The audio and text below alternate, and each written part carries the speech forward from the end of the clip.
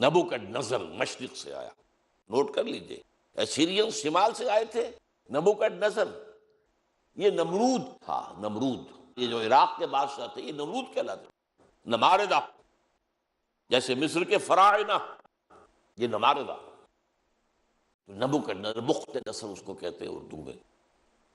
اور حضرت سلیمان نے جو معبد بنایا تھا، جو مسجد بنائی تھی، وہ اسے ٹیمپل کہہ دیتے ہیں، ہم تو مسجد کہیں گے، حضرت سلیمان کی بنائی ہوئی چیز، اس کو اس نے مسمار کیا، لاکھوں یہودیوں کو قتل کیا، لاکھوں کو قیدی بنا کر لے گیا بیبیلونیا عراق میں، وہاں جا کر وہ جیسے کہ باڑے بنا دیے جاتے ہیں بکریوں کے، ان باڑے بنا دیے گئے، ان کے اندر ڈال دیا گیا۔ یہ تباہی اور بربادی زبردست تھی، قرآن مجید میں ذکر کیا گیا۔ ہیکل سلیمانی کی ایک اینٹ بھی سلامت نہیں رہی، اور ایک انسان بھی زندہ نہیں بچا، یا قتل اور یا کیپٹیو بنا کر کیپٹیوٹی میں لے جاتے۔ اسی زمانے میں حضرت عزیر کا واقعہ ہوتا ہے، وہ آئے، انہوں نے دیکھا اس بستی کو، کوئی متنفس نہیں، کوئی سلامت، تو کہہ بیٹھے اللہ اس بستی کو اب دوبارہ کیسے آباد کرے گا؟ یہ گویا کہ ایک طرح سے ایک شک کی بات تھی نا، جیسے حضرت ابراہیم نے بھی کہا تھا رب ارنی کیف تحیی الموتیٰ، مجھے دکھا دے تم کس طرح زندہ کرے گا مردوں کو۔ اللہ نے 100 سال کے لیے انہیں سلا دیا، بلکہ موت طاری کر دی، اماتہ اللہ 100 عام، پھر انہیں اٹھایا۔ اس 100 سال میں انقلاب آ گیا تھا عراق میں، ایران میں ایک زبردست شہنشاہ کھڑا ہوا، سائرس کیخورس ذوالقرنین، اس نے عراق پر حملہ کیا اور ان کو اجازت دی جاؤ تم اپنے شہر کو جاؤ، اپنے ملک میں جاؤ، اور اس کے بیٹے داریس نے بہت مدد بھی کی، پیسے بھی بہت دیے، ساز و سامان بھی دیا، جاؤ آباد ہو جاؤ تم فلسطین میں۔ یہ واپس آئے، یہ ہے کوئی 100-150 برس کا عرصہ کیپٹیوٹی کے اندر، اسی کے دوران 100 برس حضرت عزیر، ان پر اللہ نے موت طاری کیے رکھی۔ اب وہ آپ جاگے ادھر سے، اب ان کا واپس آنا شروع ہوا، تو ان میں پھر حضرت عزیر علیہ السلام نے توبہ کی منادی کی، ریپینٹ ریپینٹ، توبہ کرو، رجوع کرو، پلٹو اللہ کی جناب میں۔ انہوں نے اس کو لبیک کہا، اس دعوت کو، تو اللہ نے ان کو پھر ایک عروج دیا۔ نوٹ کرتے جائے، پہلا عروج خلافت راشدہ ان کی، 1000 قبل مسیح سے 900 قبل مسیح تک۔ اب یہ جو زوال کا زمانہ ہے، ظاہر بات ہے قوموں کا زوال بھی 2-4 سال کی بات تو نہیں ہوتی نا، وہ تو صدیوں کا معاملہ ہوتا ہے، اوپر ابھرنے میں بھی صدیاں لگتی ہیں اور گرنے میں بھی، کوئی ایک دن میں تو نہیں گر جاتا۔ لیکن اس کے بعد ان کے اندر جو ایک روح دوبارہ بیدار ہو گئی، ایمان، اخلاق صالحہ، عقائد درست، توحید، تو اللہ نے پھر انہیں دوبارہ عروج دیا۔ مکابی سلطنت قائم ہوئی، جو بہت بڑی سلطنت تھی، حضرت سلیمان کی سلطنت سے زیادہ بڑی تھی زمین رقبہ کے اعتبار سے۔ حضرت سلیمان کو اللہ نے جو حکومت دی تھی وہ تو کسی اور کو دی نہیں، کہ ہوا پر بھی حکم چلتا تھا اور جنات پر بھی، اور وہ پرندوں کی بولی بھی سمجھتے تھے۔ یہ بات تو وہ ہے جس کے بارے میں قرآن میں ہے، انہوں نے دعا کی تھی اللہ مجھے وہ حکومت عطا کیجو جو تو کسی اور کو نہ دے، اللہ نے ان کی بات مانی۔ لیکن رقبہ زمینی جو ہے مکابی سلطنت کا حضرت سلیمان کی سلطنت سے بھی زیادہ، تو یہ دوسرا عروج ہو گیا ان کا۔ لیکن اب پھر دوبارہ زوال آیا، یہ تو ہے نا اوپر نیچے کا معاملہ، ہر کمال را زوالے، یہ بھی اللہ کے قانون میں سے ایک ہے، ہر کمال کے بعد ایک زوال آتا، ہر مد کے بعد ایک جزر ہے، ہر جزر کے بعد ایک مد ہے۔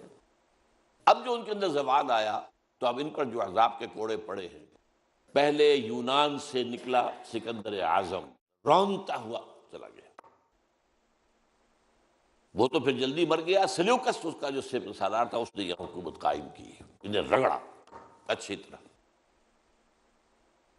یونانی ختم ہوئے تو رومی آ گئے، رومیوں نے رگڑا ان کو۔ یہ رومیوں کا اقتدار کا زمانہ تھا جب حضرت مسیح بھیجے گئے، ان میں اقتدار ان کا تھا، اگرچہ لوکل انہوں نے ایک حکومت یہودیوں کی قائم کر رکھی تھی، جیسے ہمارے ہاں انگریز کے دور میں یہ ریاست بھاولپور ہے، نواب بھاولپور بیٹھے، تو وہ کوئی اختیار تو ان کا نہیں ہوتا تھا، وہ تو ریزیڈنٹ انگریز بیٹھا ہوا ہے، وہ سارے معاملات تو وہ کنٹرول کرتے تھے۔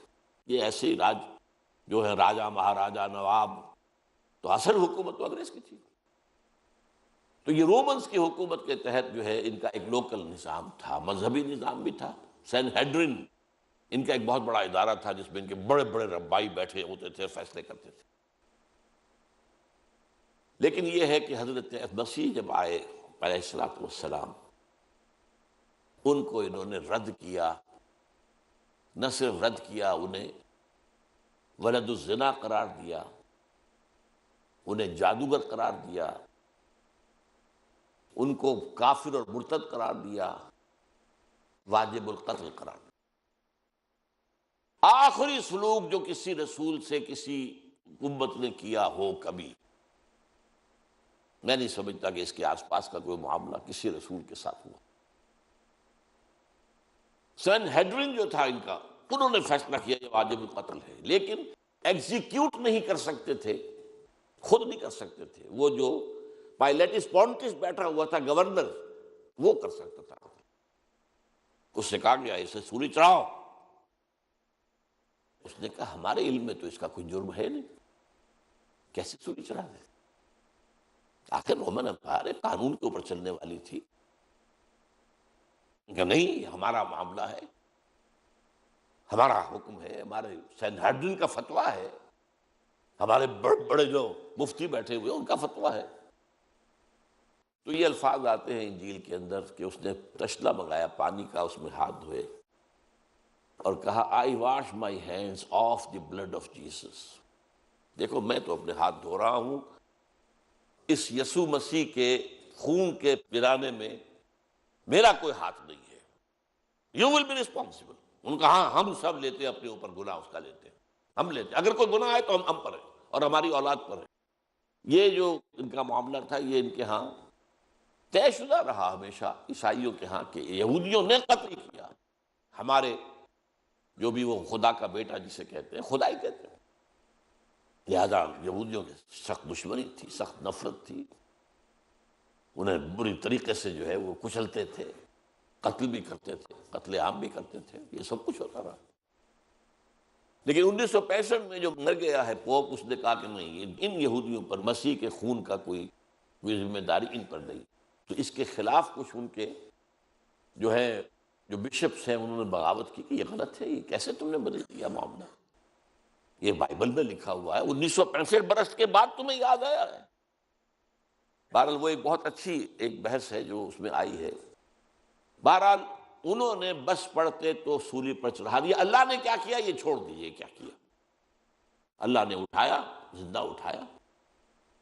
اس کی جگہ پر کون ہوا ہے؟ کروسیفکشن تو ہوئی ہے، کس کی ہوئی ہے؟ وہ سینٹ برنباس جو ہے حضرت مسیح کے حواریین میں سے ایک کی انجیل جو ہے، ایونجیلیم برنابے، سینٹ برنباس کی انجیل، اس کے اندر واقعہ لکھا ہوا ہے کہ اصل میں جس حواری نے غداری کر کے پکڑوایا تھا، گرفتار کروایا تھا حضرت مسیح کو، اس کی شکل حضرت مسیح کی بنا دی گئی اللہ تعالیٰ نے۔ اور جب وہ فوجی داخل ہوئے ہیں رومی گرفتار کرنے کے لیے، تو اس سے پہلے ہی اللہ کی طرف سے فرشتے آئے ہیں، چھت پھٹی ہے اس کوٹری کی، اور وہ حضرت مسیح کو لے گئے۔ اب یہ گھبرایا ہوا باہر نکلا، تو بقیہ جو حواری تھے وہاں ان کے اے ہمارے استاد، اے ہمارے آقا، بس وہ رومنز نے سمجھا یہی ہے، اس کو پکڑا اور وہ ہے جو سولی چڑھا۔ یہ ہے، ہمارے ہاں نہیں ہے، یہ نہ قرآن میں ہے، نہ حدیث کی کسی کتاب میں ہے، نہ میرے علم کی حد تک کسی تفسیر میں ہے۔ یہ تو پچھلی صدی میں پوپ کی لائبریری سے برآمد ہوئی، اس لیے کہ آپ کو معلوم ہونا چاہیے کہ انجیلیں سینکڑوں تھی تعداد میں، 300 انجیلیں تھیں، ان میں سے 4 سلیکٹ کی انہوں نے کہ یہ ہمارے ہاں کینونیکل کہلائیں گی، قانونی مستند انجیلیں 4 ہیں، متی کی ہے، مارک کی ہے، لوک کی ہے، جان کی ہے، 4 ہیں۔ تو گویا کہ 296 تو اپوکریفل کہلاتی ہیں، غیر قانونی، غیر مستند انجیلیں موجود ہیں۔ ان میں سے ایک انجیل ہے برنباس کی۔ اب وہ مانتے ہیں کہ ہاں برنباس حضرت مسیح کے حواریوں میں سے ایک تھی، یہ مانتے ہیں، لیکن انجیل کو نہیں مانتے۔ وہ کہہ رہے ہیں یہ کسی مسلمان نے لکھی ہے، مسلمان نے لکھی ہوتی تو مسلمانوں کے علم میں ہوتی، مفسرین نے کئی حوالے دیے ہوتے۔ قرآن مجید میں یہ تو ہے اللہ نے اٹھا لیا، کب اٹھایا، کس وقت اٹھایا، کیسے اٹھایا، یہ قرآن میں نہیں۔ عقیدہ ہمارا ہے اللہ نے زندہ اٹھایا ہے، وہ دوبارہ آئیں گے، ان پر موت وارد نہیں ہوئی۔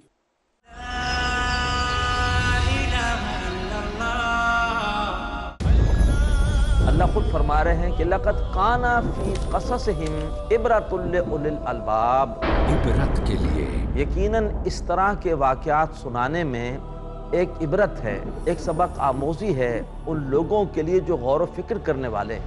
ہدایت کے لیے ہم نے تمہاری طرف وہ کتاب نازل کی ہے جس میں تمہارا ذکر بھی ہے۔ نوید احمد، مراد یہ ہے کہ تم اپنا کردار، اپنی تصویر قرآن مجید میں دیکھ سکتے ہو۔ احساس کی بیداری کے لیے، آخرت کی تیاری کے لیے، ہماری پوری زندگی میں تقویٰ ہونا چاہیے، اللہ تبارک و تعالیٰ کے سامنے جواب دہی کا احساس کہ میں نے سر جھکا دیا اس ہستی کے احکامات کے سامنے جو تمام جہانوں کے مالک و پروردگار ہے۔ سمجھیے پرانی آیات میں بیان ہوئے واقعات تاکہ مضبوط ہو ایمان۔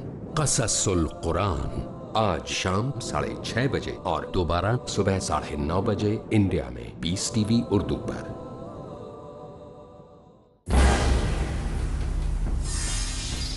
دائی کیسے بنیں؟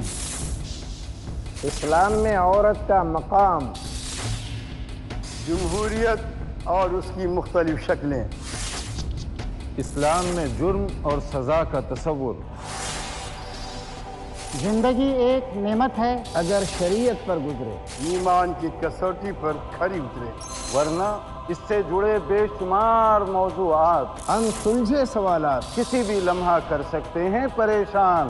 مگر کس طرح شریعت کی روشنی ہر مشکل بنا دیتی آسان۔ دیکھیے ایک ایسی مجلس جہاں مسائل ہوں گے حل، روبرو ہوں گے دینی رہنما، محفل علماء، اپنے انوکھے انداز کا ایک خالص اسلامی پروگرام صرف پیس T V Urdu per.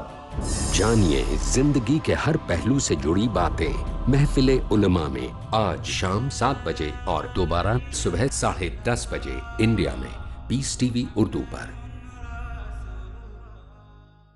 Islamic International School presents The purpose of creation is to worship Allah subhanahu wa ta'ala. Precious presenters, The moral excellence is one of the major objects of Islam. promising broods, It is the belief in Allah. The Quran is the greatest miracle of Allah subhanahu wa ta'ala. If you are neglecting the rights of other people, then you are becoming immoral. An arrogant person will never enter the Jannah. Death is not the final destination. budding role models, ایک کم برہم دیوتیا ناستے، بھگوان ایک ہی ہے، درسا نہیں ہے، نہیں ہے، ذرا بھی نہیں ہے۔ watch Dais of Islamic International School in Trendsetters، ہر اتوار شام 5 بجے اور دوبارہ صبح 11 بجے انڈیا میں پیس ٹی وی اردو پر۔ جھوٹ کا اندھیرا کتنا ہی گہرا کیوں نہ ہو، سچائی کی ایک کرن اسے مٹا دینے کے لیے کافی ہے۔ ہر پہلو، ہر نظریہ، ہر نقطہ سچ کا، ہر دم، ہر پل، ہر لمحہ سچ کو پیش کرنے کی جستجو۔ آئیے میرے ساتھ اور حق کو جانیے۔ عالم انسانیت کے لیے سچائی کی روشنی۔ ڈاکٹر ذاکر نائک پیش کریں گے اظہار حق۔ اگلا پروگرام پیس ٹی وی اردو پر۔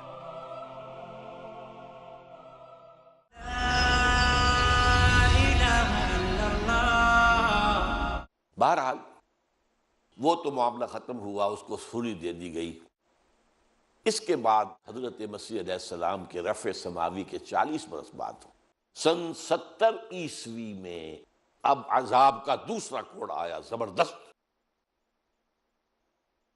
انہوں نے کچھ بغاوت کی تھی، ان کے ہاں ایک انڈر گراؤنڈ موومنٹ چل رہی تھی رومیوں کے خلاف،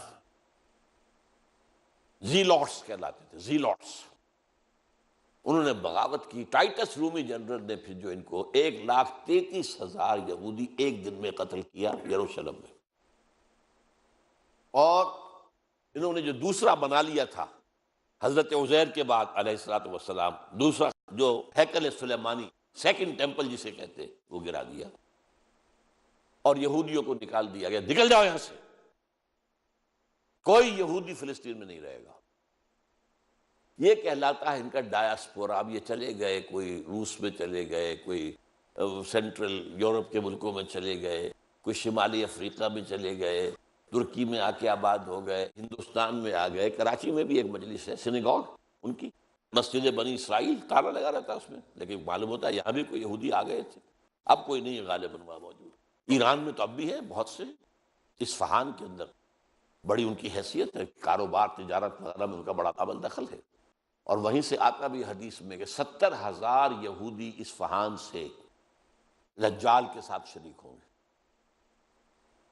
ترکی میں ہے, ترکی میں بڑی عمدہ حیثیت میں ہے یہ. لیکن بہرحال فلسطین سے ان کا نکلنا ہوا 70 عیسوی. اور یہ کب تک جاری رہا؟ یہ 1917 عیسوی تک جاری رہا. کتنے ہو گئے؟ 1830-35 کتنے ہوں گے. ان کا داخلہ وہاں بند تھا. ہاں, جب حضرت عمر کے ہاتھوں فتح ہوا یروشلم اور عیسائیوں نے ہینڈ اوور کیا, انہوں نے شرط لگوائی, معاہدہ جو ہوا ہے, آپ یہاں کسی یہودی کو آباد نہیں ہونے دیں گے.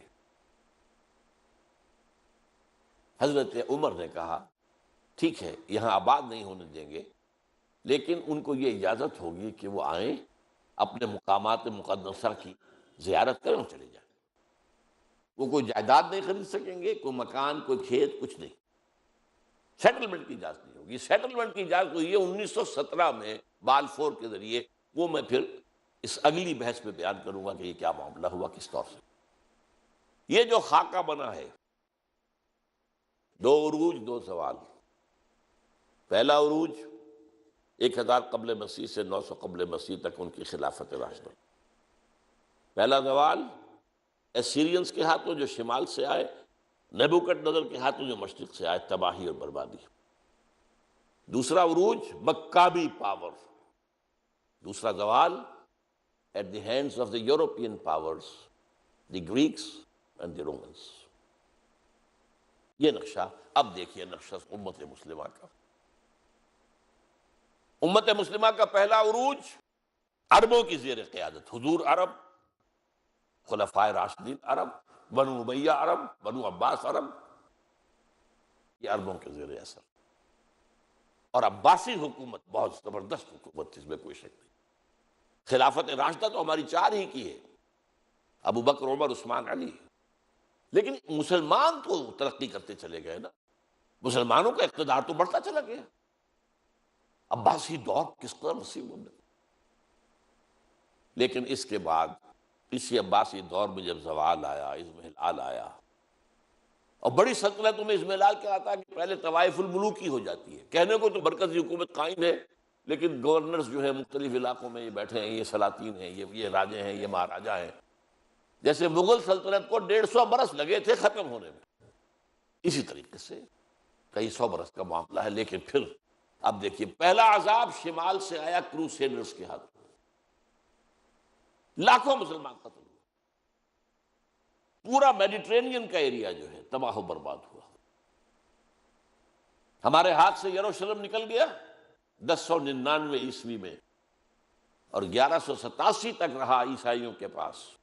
1187 میں کرد صلاح الدین ایوبی نے واپس لیا ہے. عرب مر چکے تھے, کھوکھلے ہو چکے تھے.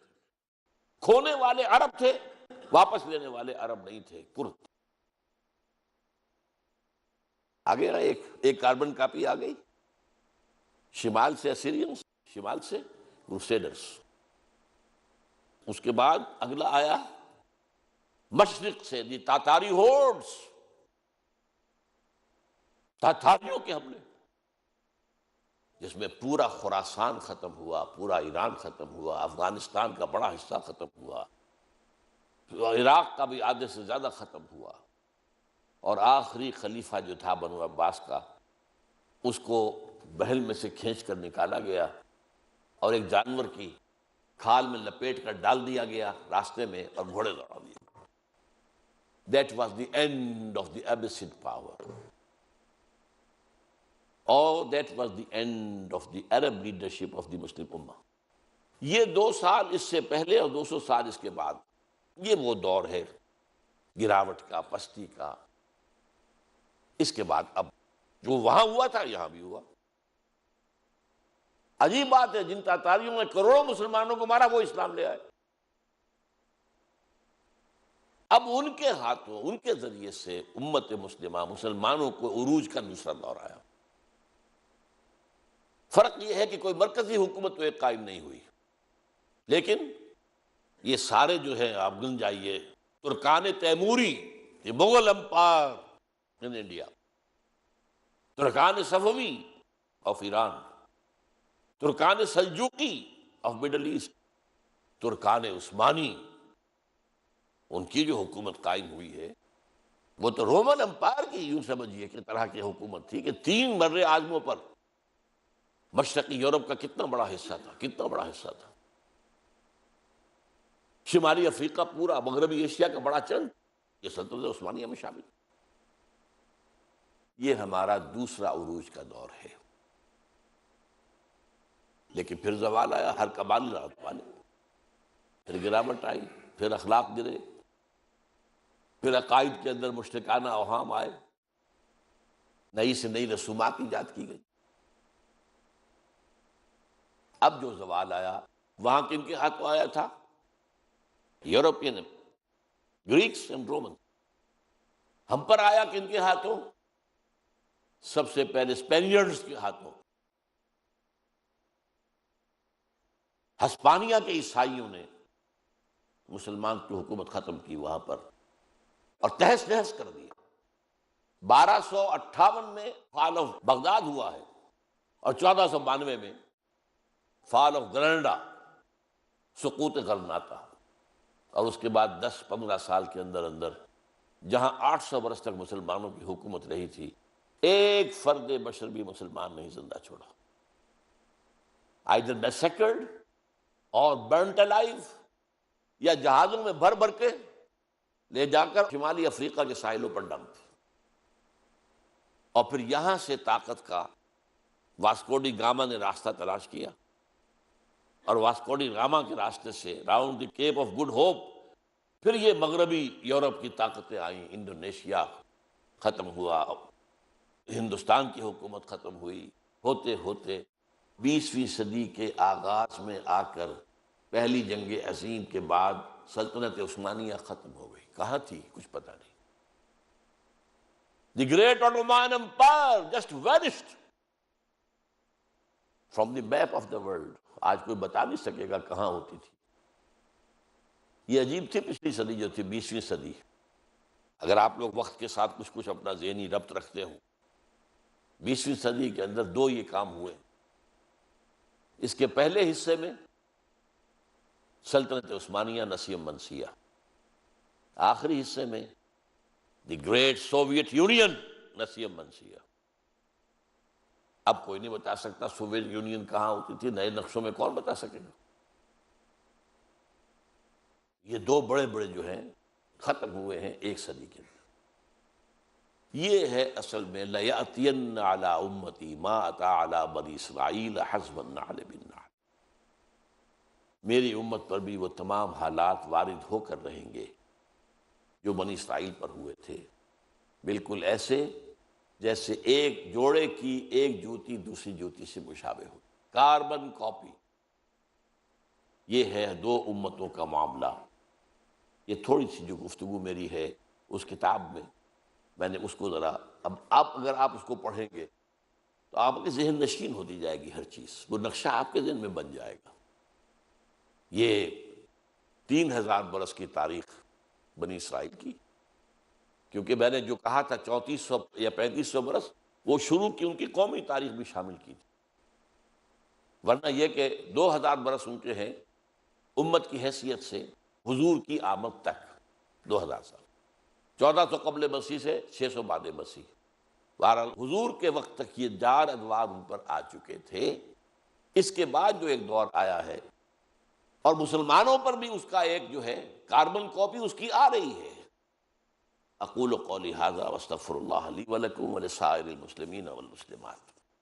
اللہ اللہ یا ربی یا اللہ، لا الہ الا اللہ، لا الہ الا اللہ، لا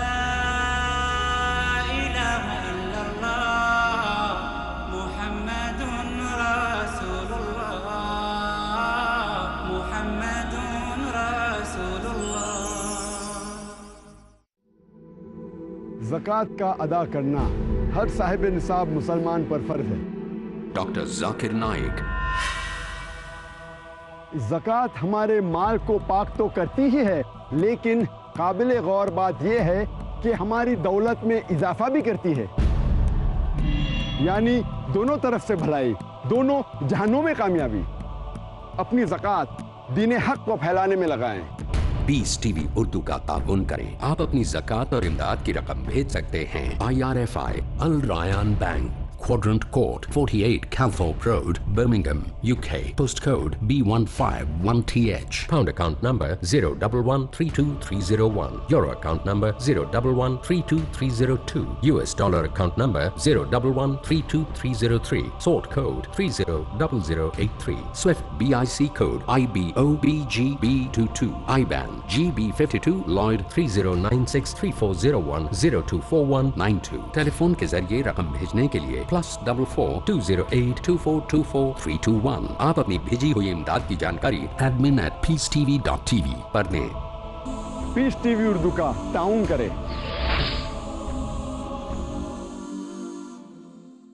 हराम से बच जा, तू सबसे बड़ा